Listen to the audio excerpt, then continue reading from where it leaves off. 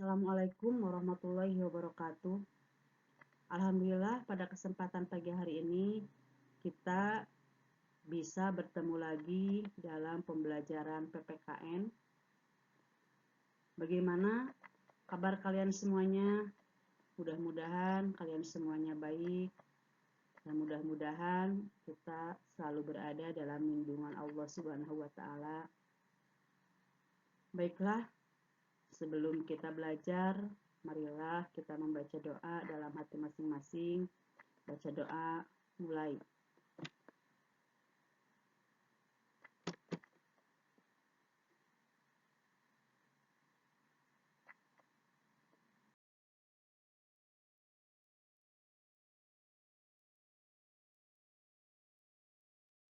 Sekarang yang akan kita pelajari ini masih bab 5 tentang Sumpah Pemuda tahun 1928 dalam Bingkai Bhinneka Tunggal Ika. Submaterinya tentang nilai semangat Sumpah Pemuda masa sekarang. Tujuan pembelajaran kali ini yaitu setelah melakukan pembelajaran secara daring, kalian diharapkan mampu mendeskripsikan nilai semangat Sumpah Pemuda pada masa sekarang.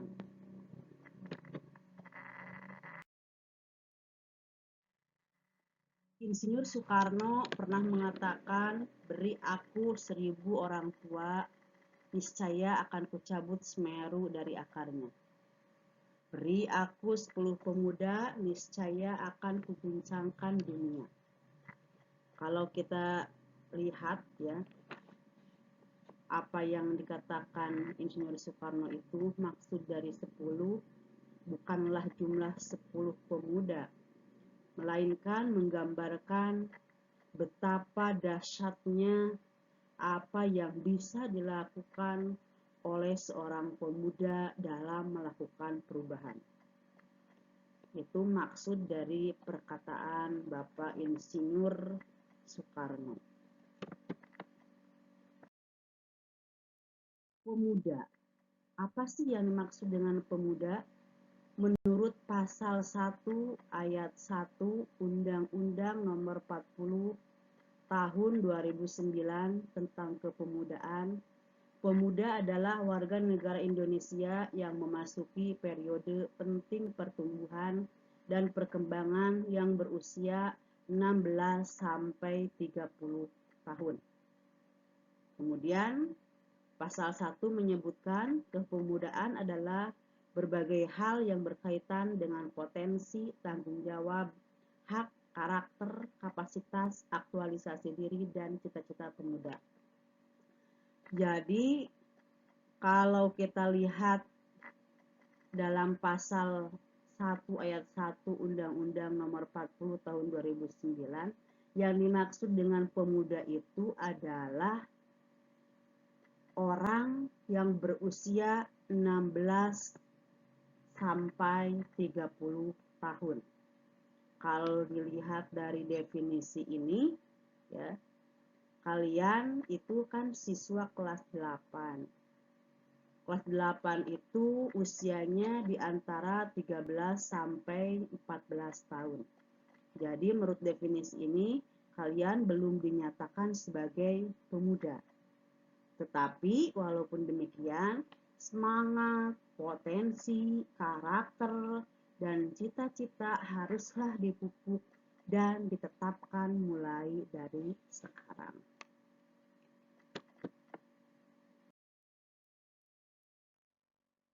Terjadinya Sumpah Pemuda pada tanggal 28 Oktober 1928 menunjukkan bahwa pemuda Indonesia memiliki beberapa hal.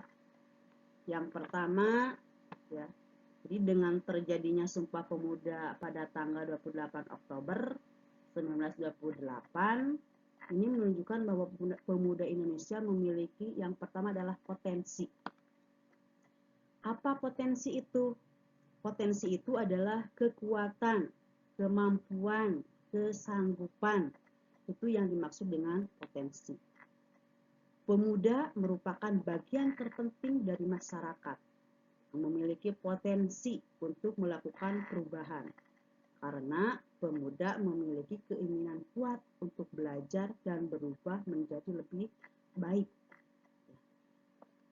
Yang kedua, tanggung jawab.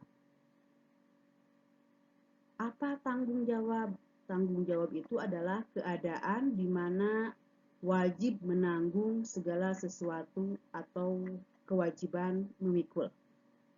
Tanggung jawab ini muncul dari kesadaran. Dan keberanian adalah pendorong untuk melakukan perubahan. Jadi, apabila seorang pemuda memiliki kesadaran dan keberanian, maka pasti perubahan akan terwujud. Yang ketiga adalah hak. Ya. Hak itu apa? Hak itu adalah sesuatu yang harus kita dapatkan. Biasanya hak itu diikuti oleh kewajiban. Apa itu kewajiban? Kewajiban itu adalah sesuatu yang harus kita laksanakan. Jadi kalau kita lihat ya sejarah, pemuda di tahun 1928 lebih mendahulukan kewajiban berjuang demi bangsa dan negara daripada menuntut hak pribadinya. Ya. Yang selanjutnya, nomor 4, karakter. Apa yang dimaksud dengan karakter? Karakter itu adalah ciri khas diri. Jadi ciri khas seseorang itu adalah karakter. Pemuda yang melakukan perubahan adalah pemuda yang memiliki karakter yang berani, menyukai tantangan, kreatif, pekerja keras, dan inovatif. Itulah pemuda, ciri-ciri pemuda yang bisa melakukan perubahan. Yang selanjutnya adalah aktualisasi diri. Apa sih yang dimaksud dengan aktualisasi diri? Yaitu ketepatan seseorang di dalam menempatkan dirinya sesuai dengan kemampuan yang ada dalam dirinya. Jadi seseorang menempatkan diri itu harus sesuai dengan kemampuan dirinya. Yang selanjutnya adalah cita-cita. Apa cita-cita? Cita-cita itu adalah tujuan hidup. Jadi cita-cita akan menjadikan seseorang meraih masa depan yang lebih baik. Mimpi. Jadi cita-cita itu berawal dari mimpi. Bisa diwujudkan oleh kita dengan cara kerja keras.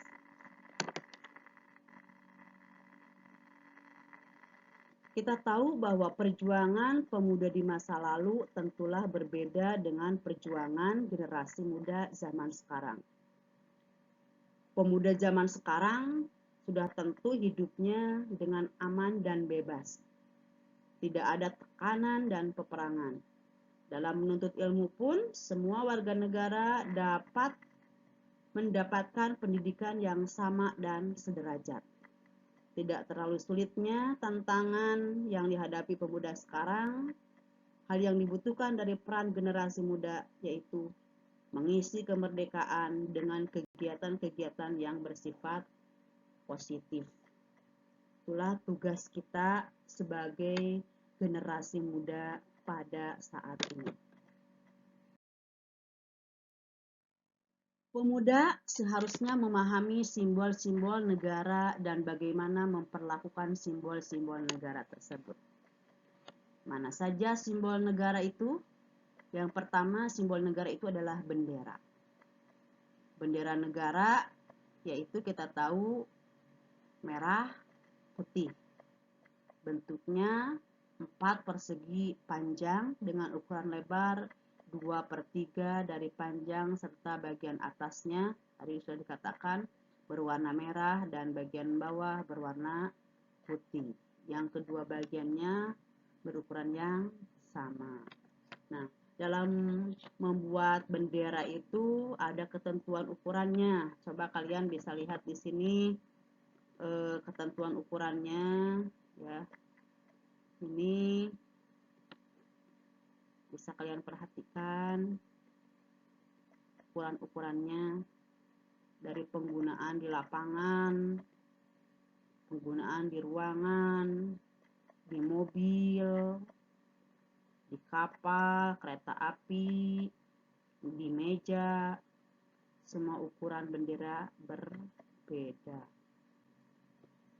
Coba lihat, bendera negara dapat dikibarkan dan atau dipasang pada yang pertama kendaraan atau mobil dinas. Jadi bendera negara ini bisa dipakai atau digunakan pada mobil dinas. Jadi kalau kalian jadi pejabat, nanti kan diberi mobil dinas, nah bisa kendaraan tersebut ditempel oleh bendera. Yang kemudian pertemuan resmi pemerintah dan atau organisasi. Yang selanjutnya perayaan agama atau adat. Jadi perayaan agama, setiap agama yang ada di Indonesia bisa memasang bendera. Yang selanjutnya pertandingan olahraga dan atau perayaan atau peristiwa lainnya. Nah, setiap orang dilarang yang pertama merusak, menyobek, menginjak-injak, membakar atau melakukan perbuatan lain dengan maksud menodai, menghina atau merendahkan kehormatan bendera negara. Nah, selanjutnya dilarang memakai bendera negara untuk reklame atau iklan komersial. Kalian punya usaha nih, ada bendera, dibuat iklan bendera itu, ditulis untuk mengiklankan produk kalian, misalnya, itu tidak boleh. Yang selanjutnya mengibarkan bendera negara yang rusak, robek, luntur, kusut atau kusam. Jadi tidak boleh mengibarkan bendera yang sudah tidak layak pakai, tidak boleh, ganti saja kalau sudah tidak layak pakai. Yang selanjutnya mencetak, menyulam dan menulis huruf, angka, gambar atau tanda lain dan memasang lencana atau benda apapun pada bendera negara. Itu tidak boleh ya.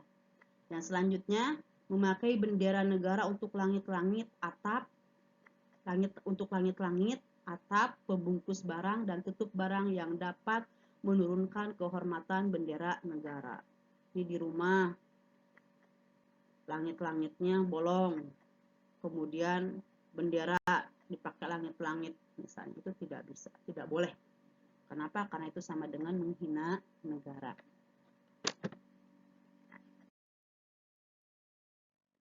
Yang selanjutnya simbol negara itu adalah bahasa.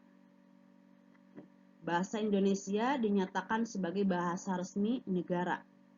Ini sesuai dengan pasal 36 Undang-Undang Dasar Negara Kesatuan Republik Indonesia tahun 1945. Kemudian bahasa Indonesia ini juga berfungsi sebagai jati diri bangsa. Kemudian kebanggaan nasional, sarana pemersatu berbagai suku bangsa, serta sarana komunikasi antar daerah dan antar budaya daerah. Di bahasa Indonesia ini berfungsi sebagai jati diri, ciri dari bangsa Indonesia. Kemudian juga sebagai sarana pemersatu berbagai suku bangsa. Kita tahu bahwa kita ini adalah bangsa yang majemuk, terdiri dari berbagai suku bangsa. Nah, untuk menyatukan suku bangsa yang berbeda itu dengan bahasa Indonesia, serta sarana komunikasi. Jadi kalau kita berkomunikasi atau ngobrol dengan daerah lain, dengan suku lain, itu menggunakan bahasa Indonesia. Yang ketiga, simbol negara itu adalah lambang negara. Kita tahu lambang negara kita itu adalah Garuda, burung Garuda.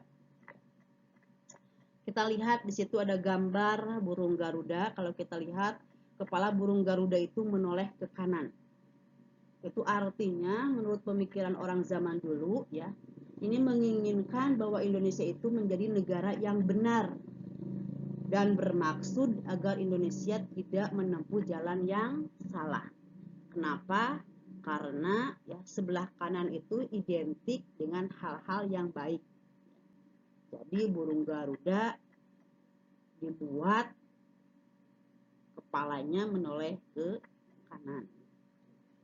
Kalau kita lihat sayapnya membentang, ini tandanya siap terbang ke angkasa.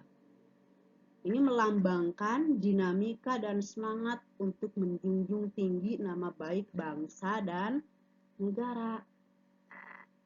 Coba lihat di tengah, ya. Di tengah-tengah ada perisai. Tahu kan perisai?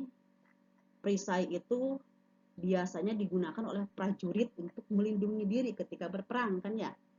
Nah, perisai ini yang ada dalam burung Garuda itu melambangkan pertahanan Indonesia. Jadi pada perisai terdapat 5 buah simbol, yang masing-masing simbol ini melambangkan sila-sila Pancasila. Sila pertama dilambangkan dengan cahaya di bagian tengah perisai, berbentuk bintang yang bersudut 5. Yang kemudian sila kedua dilambangkan dengan tali rantai, bermata bulatan dan persegi di bagian kiri bawah perisai. Yang selanjutnya sila ketiga dilambangkan dengan pohon beringin di bagian kiri atas perisai.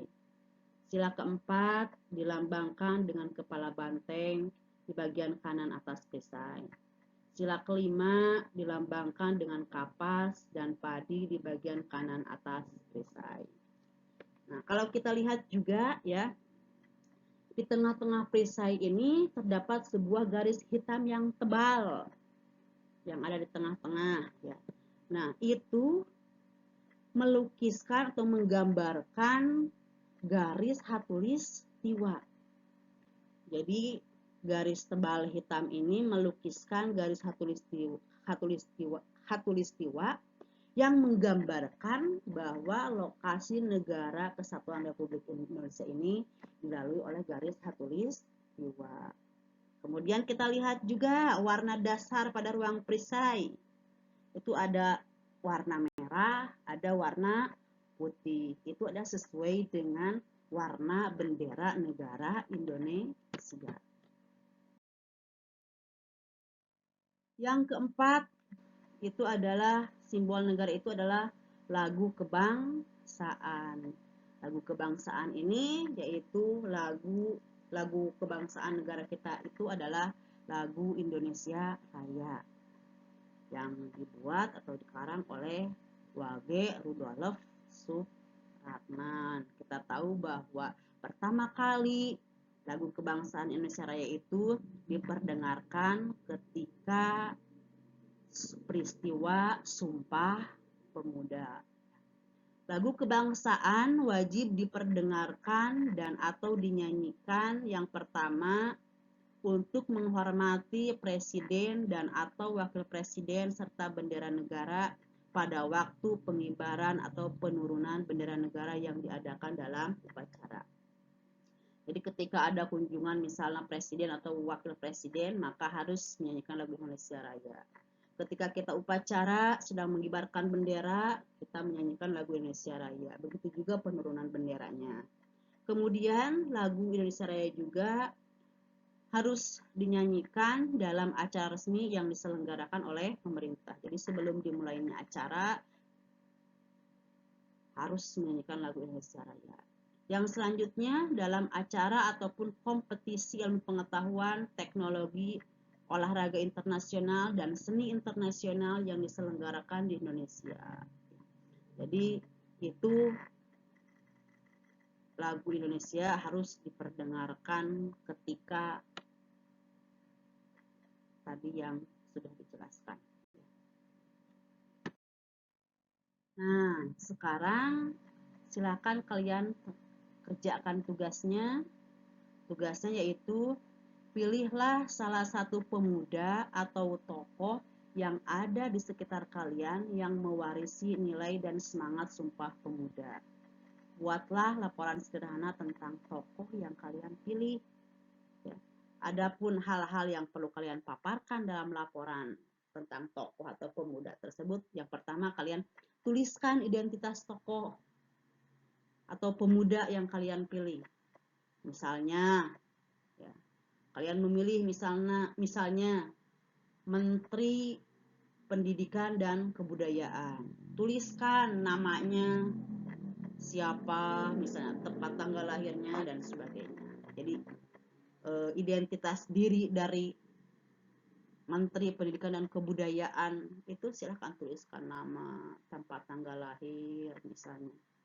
Kemudian sekolah yang lulusan sekolah mana saja misalnya begitu. Yang selanjutnya kalian tuliskan apa yang menginspirasi kalian memilih tokoh atau pemuda tersebut. Jadi alasan kenapa kalian memilih tokoh tersebut apa, tuliskan. Yang selanjutnya bagaimana kontribusinya pemuda atau tokoh tersebut terhadap bangsa dan negara. Jadi kontribusinya apa tokoh tersebut terhadap negara, silahkan kalian tuliskan. Nah, ini sistematika laporannya. Jadi yang pertama ada kata pengantar, yang kedua ada daftar isi, kemudian bab 1 pendahuluan, A-nya latar belakang, B-nya tujuan, kemudian bab 2 pembahasan. Dalam pembahasan tadi membahas yang tadi itu, yang 3 poin itu ya. Membahas tokoh yang kalian pilih itu. Yang kemudian bab 3 penutup, yaitu kesimpulan dan saran. Silakan kalian buat laporannya, nanti kalian kumpulkan lewat foto.